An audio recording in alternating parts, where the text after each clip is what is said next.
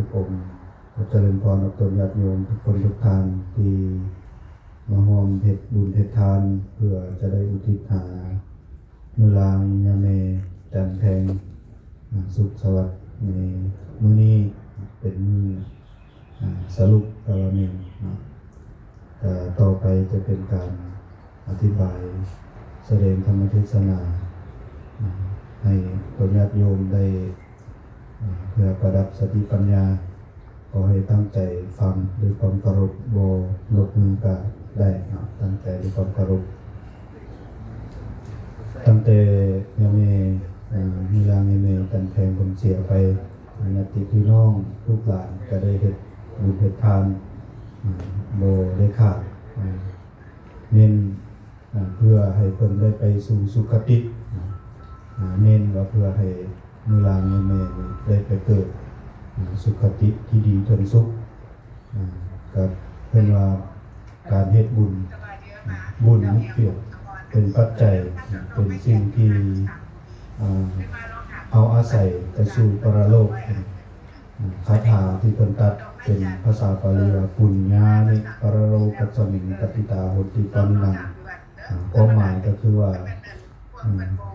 บุญเป็นเสบียงเป็นปัจจัยให้สรรพสัตว์ทั้งหลายที่จะจากโลกนี้ไปสู่โลกหน้าบุญนี้เป็นปัจจัยเป็นสิ่งที่อาศัยให้เฮานี่ไปสู่โลกหน้าปุญญานิปรโลกัสสมิงปฏิทาโหติปนินังเป็นเพราะฉะนั้นเพิ่นบ่ได้ว่าเงินเป็นปัจจัยเพิ่นบ่ได้ว่าเงินนี่เป็นปัจจัยไปสู่ปรโลกเบื้องหน้าเพิ่นว่าบุญเพิ่นว่าบุญเป็นปัจจัยสู่ปรโลกเบื้องหน้าแต่ว่าเฮ็ดจังได๋สิเอาปัจจัยภายนอกนี่มาแปลเป็นบุญเพิ่นว่าการให้ทานการรักษาศีลการภาวนานี่จะเป็นการแปลวัตถุภายนอกนี่เป็นบุญแปลงวัตถุภายนอกนี่เป็นบุญแล้วให้เพิ่นส่งให้เพิ่นโดยการญาติน้ำหมายทานญาติน้ำหมายทานเพิ่นปฏิทานามัยบุญสำเร็จด้วยการแบ่งให้เพิ่นเปรียบเสมือนการเดินทาง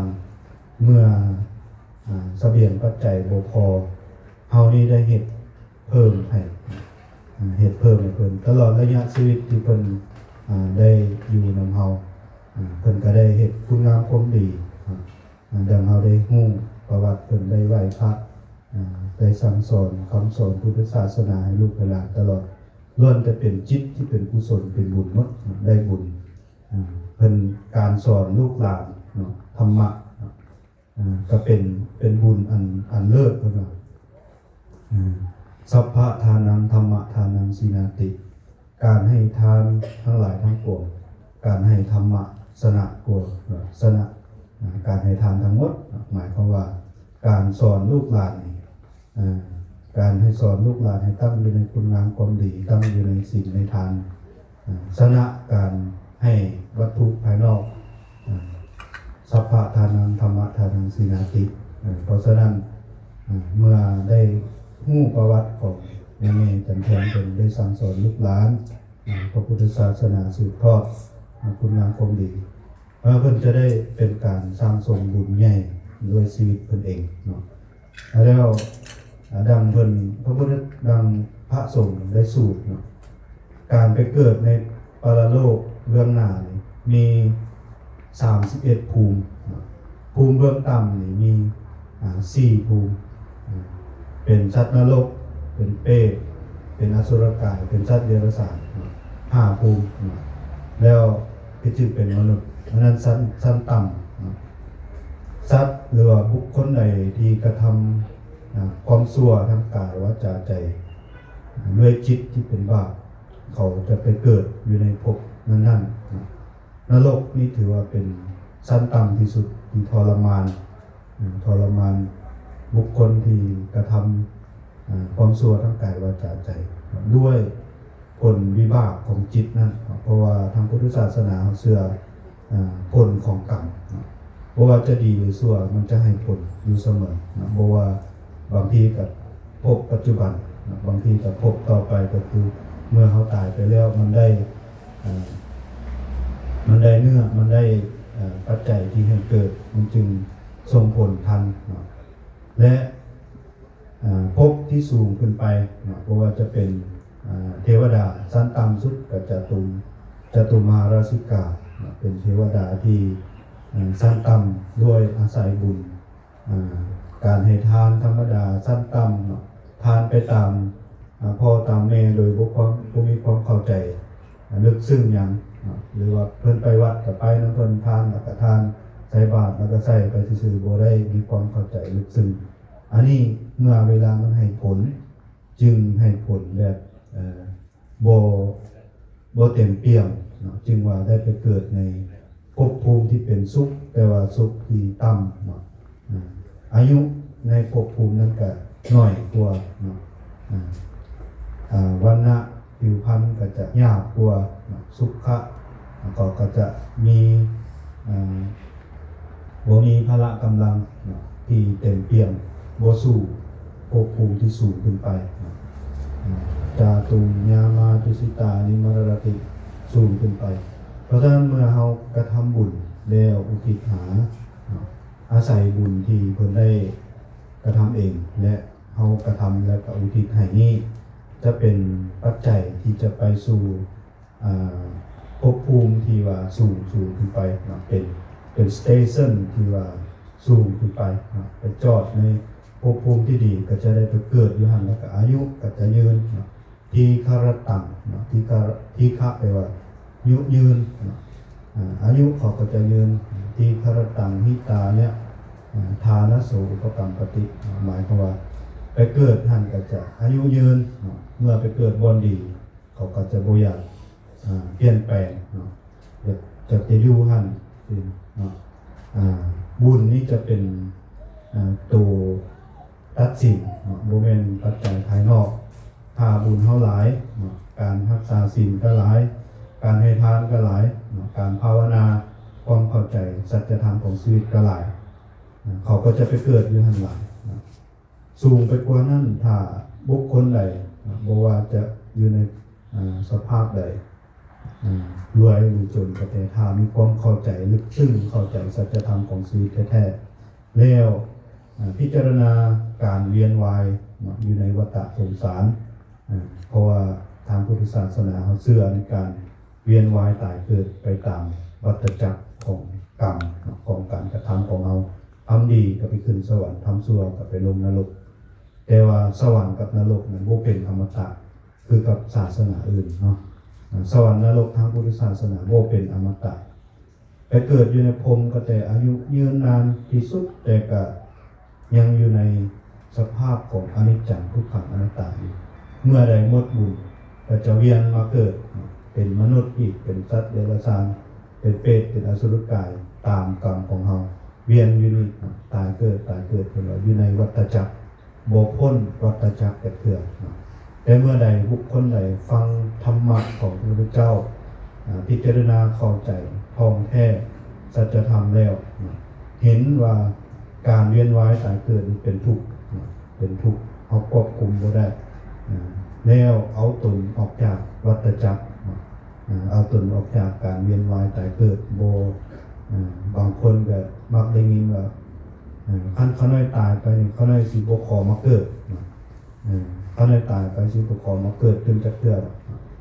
เพราะว่าเกิดมาแล้วเป็นทุกข์เพิ่นว่าถ้าเฮ็ดได้แท้ก็จะเป็นการถูกต้องตามคำสอนพุทธศาสนาเพื่อว่าบ่ให้มาเกิดใหม่เพราะว่าชาติปิทุกขาเกิดมาเป็นทุกข์ชราปิทุกขาแก่ก็เป็นทุกข์มรณะปิทุกขังตายก็เป็นทุกข์เท่านั้น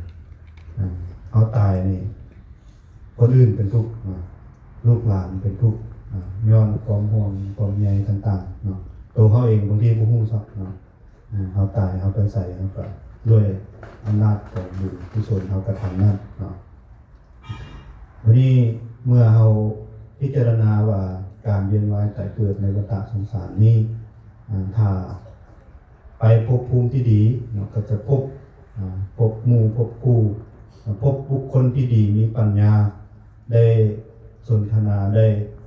พบปะแล้วทำความเข้าใจแล้วก็จะเกิดในที่สูงขึ้นไปเรื่อยๆตั้งโกงกันข้ามถ้าเขาไปเกิดในภพภูมิที่ต่ำเพิ่นว่ากระทั่งไปเกิดเป็นสัตว์เดรัจฉานเกิดมานี่ภัยคุกคามตั้งแต่เกิดมาเลยบ่ว่าจะเป็นสัตว์อื่นที่หวังจะฆ่าจะกินเอาแล้วจิตที่จะเป็นกุศลยากหลายที่จะเฮ็ดให้เกิดจิตเป็นกุศลได้ตั้งแต่ไปเกิดเป็นมดว่าซั่นเนาะเป็นสัตว์น้อยๆสัตว์ใหญ่ก็แต่ล้วนแล้วจะมีภัยคุกคามจิตเขาจะบ่มีที่เป็นกุศลกระเทือกล้วนแล้วแต่เป็นจิตที่ระแวงอยู่ตลอดแล้วก็การให้ก็ยังเกือบว่าบ่มีเลยเนาะน้อยนักที่จะเห็นสัตว์อื่นแบ่งปันว่าได้มาแล้วให้ผู้นั้นหรือว่าการรักษาศีลบ่ฆ่าสัตว์อื่นก็ยังยากเนาะเพราะฉะนั้นถ้าตกต่ำไปแล้วจะเป็นต่ำไปเรื่อยๆเพิ่นว่าเพราะฉะนั้นจึงให้รับคำประกันว่าถ้าเป็นมนุษย์ต้องรักษาศีล5ให้บริสุทธิ์ถ้าผู้ใดขาดศีล5แล้วจะตกต่ำเมื่อตกต่ำแล้วจะต่ำไปเรื่อยๆแต่เมื่อใดที่ไปเกิดภพภูมิที่สูงก็จะสูงไปเรื่อยๆเพราะว่าบุคคลที่เป็นอริยบุคคลเป็นต้นว่านางวิสาขาที่เป็นอุปาสิกาสมัยพระพุทธเจ้าอุปถากคณะพระสงฆ์ได้ทำความเข้าใจสัจธรรมของพระพุทธเจ้าเพิ่นก็ไปเกิดในสวรรค์ชั้นดุสิตเพิ่นว่าถ้าผู้ใดไปเกิดหันก็จะไปพบเพิ่นแล้วก็ได้สนทนาในเพิ่นว่ามีธรรมสภาอยู่หั่นมีตามตำราเพิ่นว่าทุกๆวันศีลเขาจะมารวมกันไหว้พระเพิ่นอยู่ในสภานั้นแล้วก็จะได้ฟังธรรมะฟังความเข้าใจในการเวียนว่ายแต่เกิดในวัฏสงสารแล้วก็จะบำเพ็ญไปบุญไปเรื่อยๆแล้วก็จะไปเกิดภพภูมิที่สูงขึ้นไปจนกระทั่งเข้าสู่นิพพานได้เมื่อเป็นแล้วนั้นการเวียนว่ายแต่เกิดอาศัยบุญที่เกิดจากการรักษาศีลบุญที่เกิดจากการให้ทานบุญที่เกิดจากการภาวนาเพราะฉะนั้นเมื่อบุญนี้เป็นปัจจัยที่สำคัญที่จะเฮ็ดให้เราไปสู่ภพภูมิที่ดีเรื่อยๆเราจึงมาพร้อมกับเฮ็ดบุญด้วยการให้ทานปัจจัย4ให้แก่คณะพระสงฆ์เป็นว่าพระสงฆ์นี่เปรียบเสมือนนาบุญเปรียบเสมือนเนื้อนาพระสงฆ์นี่เปรียบเสมือนเนื้อนาบุญที่ดีนาบุญที่ดีก็คืออนุตตรังปุญญเขตตังโลกัสสะเป็นเนื้อนาบุญที่ดีที่สุดที่เราจะได้วางพืชวางเม็ดข้าวไว้แล้วออกมาแบบงอกงามเมื่อให้ทานกับคณะพระสงฆ์เม็ดข้าวหาวานเม็ดเดียวออกมาเป็นพวงเป็นเม็ดหลายเม็ดด้วยที่ว่าพระสงฆ์ประพฤติปฏิบัติตามแนวทางของพระพุทธเจ้าให้ทานกับสัตว์อื่นในบุญบ่เพิ่นว่าได้คือกันแต่ว่าเปรียบเสมือนนาที่หกเหื้อเพิ่นว่านาที่หกเหื้อมีหญ้ามีหยังเกิดขึ้นเขาเอาเม็ดเข้าไปหว่านเม็ดเข้าไปหว่านเม็ดนั้นบางเทื่อก็เกิดบางเทื่อก็บ่เกิดเพิ่นว่าให้ทานกับคนที่ว่าเป็นโทษเป็นมักลักทรัพย์ฆ่าสัตว์ตัดชีวิตประพฤติผิดในการบุคคลเหล่านั้นนี่ยังเป็นนาที่หกเหื้อแต่คณะพระสงฆ์เว้นเพิ่นถือศีลถือธรรมแล้วก็จะเป็นนาบุญที่เนื้อนาบุญที่ดีแล้วในโอกาสที่มุลางยะเมจันเพ็งเป็นได้จากไปลูกหลานก็ได้บำเพ็ญบุญมาตั้งแต่ต้นจนฮอดวาระมื้อนี้ก็ล้วนแล้วจะเป็นบุญอันยิ่งใหญ่บุญอันยิ่งใหญ่ด้วยทุกประการบ่ว่าจะให้ทานรักษาศีลทานเล็กๆน้อยๆนี่บ่ให้ถือว่ามันน้อยสำคัญที่จิตใจน้อมเฮ็ดให้ได้บุญหลายๆย้อนจิตใจเฮา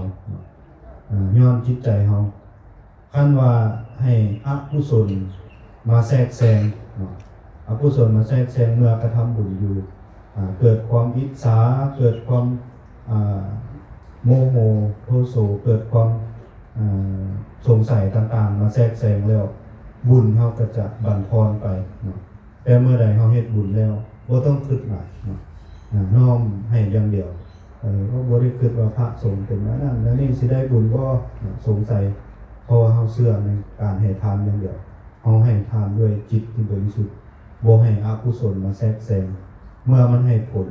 มันก็จะบ่มีแนวมาแทรกแซงเปรียบเสมือนปลูกต้นไม้แล้วบ่มีแมลงบ่มีสัตว์มาคืนมากินมาเฮ็ดให้มันเน่ามันพองไปบุญคือกันเนาะเฮาเฮ็ดแล้วบ่มีจิตที่ว่าเป็นอกุศลมาแทรกแซงก็จะได้บุญหลายเนาะด้วยตัวเขาเองและเมื่อได้บุญแล้วทางพุทธศาสนาเชื่อว่าบุญนี้แบ่งได้เนาะบุญนี้แบ่งได้เป็นการแบ่งเรียกว่าปฏิทานไมยเนาะเพราะฉะนั้นสิ่งที่อามาได้กล่าวมาก็จะหวังว่าเขามีความเข้าใจนะว่าการบำเพ็ญบุญให้นิรันดร์แม่นี่เป็นช่วงสำคัญนะช่วงต่อเปรียบเสมือนเพิ่นยัง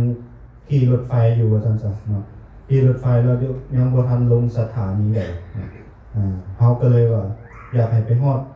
ตัวเมืองหลายที่สุดนะเฮาก็เลยเติมปัจจัยให้เพิ่นเนาะเติมบุญให้เพิ่นว่าให้เกิดภพภูมิที่ดีเด้อให้ยืนยานมีอายุยืนนานได้เสวยของทิพย์ได้เสวยทิพย์สมบัติด้วยวิบากของบุญที่เฮาแชร์ไปนี่แบ่งไปนี่ก็จะได้แปลเป็นบุญเนาะบ่แม่นว่าทานป่าเพิ่นก็สิได้กินป่าทานอาหารหยาบๆนี่เพิ่นก็สิได้กินหยาบๆบ่แม่นเนาะเพิ่นว่าแปลเป็นบุญคือแปลเป็นอายุวันนะสุขภละเมื่อเพิ่นมีบุญหลายอายุเพิ่นจะยืนวันนะผิวพรรณของเพิ่นก็จะผ่องใสสุขะเนาะสุขภาพเพิ่นก็จะมีความเข้มแข็งพละเนาะพละกำลังเพิ่นก็จะแก่กล้าเนาะด้วยกำลังของบุญเนาะบ่แม่นทานป่าไปเพิ่นก็สิได้กินป่าทานอาหารหยาบๆบ่ใส่เกลือเป็นนัวมันก็สิว่าจางบ่แม่นนั่นเนาะแม่นอาศัยบุญที่เป็นของทิพย์เพราะฉะนั้นเมื่อเฮาเฮ็ดบุญน้อมคิดอย่างเดียวว่าให้เป็นบุญหลายที่สุดให้ก็เพื่อว่าจิตใจเฮาขาวสะอาดบริสุทธิ์บ่มีความโมโหโทโสอิจฉาพยาบาทมาเบียดเบียนมาแทรกแซงเนาะเพราะฉะนั้นในโอกาสมื้อนี้เนาะที่ตัวญาติโยมลูกหลานของในจำเป็นมาพ้องโฮมกันเฮ็ดบุญให้ทานรักษาศีลก็ขอให้เป็นบุญกุศลอันยิ่งใหญ่นำส่งไปหาเวลาในจำเป็นให้เพิ่นได้อาศัยปัจจัยคือบุญนี้ไปเกิดดีถึงสุขและสุดท้ายก็ขอให้เพิ่น